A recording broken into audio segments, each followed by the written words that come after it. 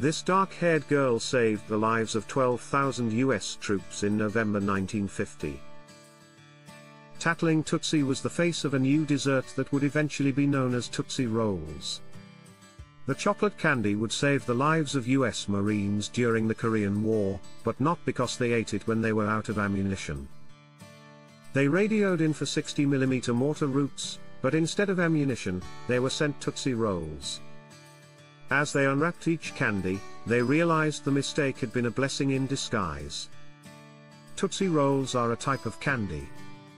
On that particular day, the candy was about to transport them to safety. Leo Hirschfeld's new life in America began in 1884. His father had worked as a candy maker. So Leo followed in his father's footsteps for next to nothing. To make enough money to survive, he made candy and sold it to local children in Brooklyn. Did he realize his new venture would lead to the saving of tens of thousands of lives? His homemade candy business became a career 10 years later. Leo had progressed from selling candy on Brooklyn's streets to working on the assembly line for Stern and Salberg, a local candy company. He learned enough about the candy industry to create 3 machines that assisted in the production of large quantities of candy. Instead, Leo gave his employers half of each patent, most likely because he created them with company equipment, or on company time. But before the end of the year, Leo had another invention up his sleeve. Poring over a new creation, Leo demonstrated that he hadn't lost his touch with candy. He created electable gelatin dessert. No, it's not Jell-O, it's Bromangelon, a powder to produce the most delicious and whole dessert jelly. Leo was rewarded for his creativity. A year after Bromangelon debut, Leo rose through the ranks and was promoted to supervise the candy assembly line, and Jean had arrived at the perfect time. Jellied foods were popular, and Leo's dessert was soon available in restaurants, cookbooks, newspaper articles, and grocery store shelves. America adored it, and wherever it could be found, it was accompanied by its dark-haired mascot. Tattling Tootsie was modeled after Leo's daughter Clara, but Leo wasn't finished yet. In his new dessert, he saw untapped potential. Returned to work and soon had a new creation, a new technique capable of transforming his gelatin dessert into a tasty toffee candy. Toffee is typically made by boiling a sugar mixture and then pulling it with forks to cool. As a result, tiny air bubbles formed in the candy, lightening the color and giving it a chewy texture when it cooled. After that, the toffee could be cut and packaged. Leo realized that baking the candy at a low temperature for 2 hours in between the pulling and shaping steps would cause the toffee to rise like a cake, becoming lighter and more porous. Leo was left with a product with a chewy texture and a chocolate flavor at the end of the process. Stern and Salberg adored it, trademarked it, and marketed it as Tootsie Rolls. Leo had unknowingly created a product that would reshape the industry from the moment it hit the market. Tootsie Rolls were a big hit. Americans couldn't get enough, but their success came at a price. Stern and Salberg were desperate to solve the problem of Tootsie Rolls flooding the market. They had to run newspaper advertisements to warn customers as the price of Tootsie Rolls skyrocketed. Leo rose through the ranks as well, eventually becoming Stern's vice president. And Tootsie Roll sales have skyrocketed since 1917. Hundreds of millions of them are being sold in the United States. America's candy company was founded by Stern and Salberg. As a result, Stern and Sal changed their name to the Sweets Company of America. Only 2 years later, they went public, but Leo would not share in their growing success. Leo was ready to strike out on his own by that point.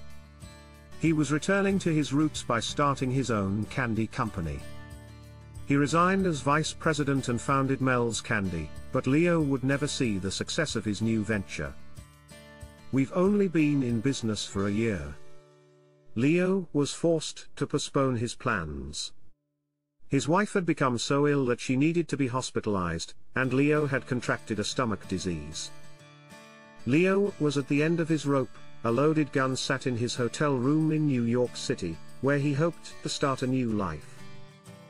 Leo saw no way forward and only one way out all those years ago. On January 13, 1922, he left a note for his attorney saying, "I'm sorry, but I couldn't help it," and then committed suicide. Mel's Candies doors were locked 2 years later. The company had gone bankrupt. Even without Leo, Tootsie Rolls would remain a popular American treat and even help save 12,000 lives. The Great Depression descended on America in 1929, destroying the lives of millions. Despite this, Tootsie Rolls remained a popular treat across the country. Tootsie Rolls not only survived, but thrived and expanded with a new instant hit product. Tootsie Pops were so popular that production lines for Tootsie Rolls were backed up even during the Great Depression. The Sweets Company of America needed to upgrade due to the high demand. As a result, they relocated their operations to New Jersey. They established operations in a new, larger, more modern factory, which was ideal for producing more of the popular candies. Then, like so many other businesses, America went to war. The Second World War had a significant impact on the American candy industry. Tootsie Rolls became an important source of quick energy as food rationing took effect, and production lines churned out candies. Tootsie Rolls were popular not only at home, but also among soldiers serving on the front lines. Because the candy lasted so long, it was included in military rations as a source of quick energy for soldiers. Tootsie Rolls would not be the last to save soldiers in the heat of battle. A decade later, the United States was involved in the Korean War, fighting on the front lines. We were running low on ammunition as a division of Marines. Because of holes in their vehicles' fuel lines. We are in desperate need of supplies.